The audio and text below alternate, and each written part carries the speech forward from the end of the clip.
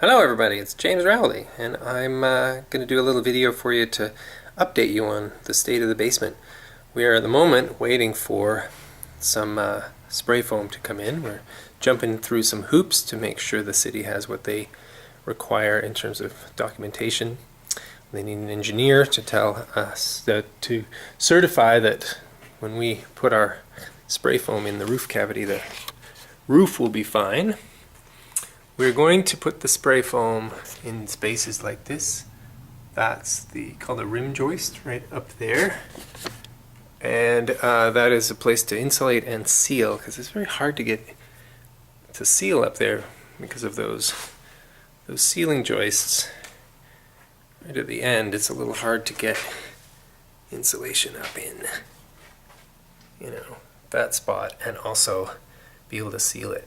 What you want is, as you can see from this plastic here, you want plastic on the inside just under your drywall so that the moist, warm air that's in your room doesn't get into your wall, because it'll sit there and it'll turn into mold. So you don't want that. The problem I have is that this concrete wall, that's not a very well insulated wall. Concrete doesn't insulate well. So we're going to put 2 inches of styrofoam, as Monty Paulson, our energy advisor, suggested. And then we're going to build another wall on the inside, a standard 2x4 stud wall, which is going to make the wall 6 inches thicker. It's going to stop any of the thermal bridging going through the wood studs out into the concrete and out. We have already, as you may have noticed in previous posts, put 3 inches of styrofoam, this is called Terrafoam, to separate the exterior wall with the floor slab. Oh, am I zooming? I'm sorry, this is a one-person operation. So there's the floor slab that was poured more recently with the hydronic heating pipes inside. So this heating slab is going to get warm. We don't want that heat going from this slab, this concrete, into the concrete in the wall, and then out into the world, into the ground. So this in the corner of the house is our little spot where we've got pipes, well, these are conduits, these are electrical conduits running out to the garage. So one will take power to the garage, and one will take power back from the garage, because we may have some batteries or electrical panels on the garage roof. And we will certainly have a hybrid gas-electric car, or maybe in the future a pure electric car, which is like having a big battery in your garage. And if you have a power outage in your house, you can pull power from your garage into your house, and there's your backup generator. There's my big pile of this is Roxul insulation. It's called Roxul Bat insulation. Great product, locally made. And I recently found out about Roxul board.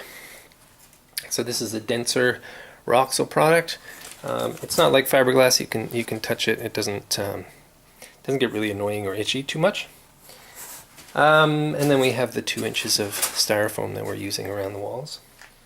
Here in the corner you can see there's my 2x6 stud wall. So I put that Roxul Bat into that space, and then I take, because I've got this gap here, this 1.5 inches between the concrete and the, can you see that? Between the concrete and the plate. That bottom piece is called the plate. I thought, well, let's fill that with insulation, obviously. So Roxul board is 1.5 inches thick. It's perfect. And then I put my 2 inches of styrofoam that I'm going to put in there, and then I build a stud wall on the inside, and I'm going to fill that with standard Roxul bat insulation. And then on top of that, of course, the vapor barrier comes down, and so on top of this stud you're going to have drywall. But first, your vapor barrier, and then your drywall on top of that. I'm not an expert, so don't take my word for it. But this is the general concept, and if I'm wrong, let me know. So I'm going to put some Roxul bat into this space right here. And that Roxul bat in that space is R14. That's how much insulation's there. So R14 plus 2 inches of styrofoam, and this is the cheap stuff.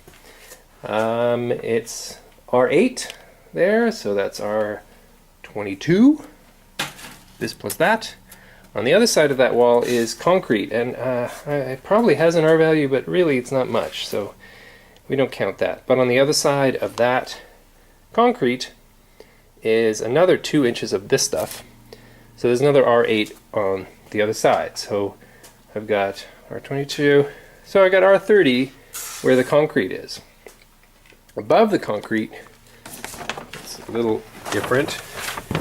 We've got the pony wall up there. The pony wall is the wall that goes from the concrete to the floor above. That's called a pony wall. So I've got the R14 plus 8, and then I've got this tricky little Roxul board here, which is R6. It's quite dense. And then I've got a 2x6 stud wall, which has more Roxul bat, which is R22.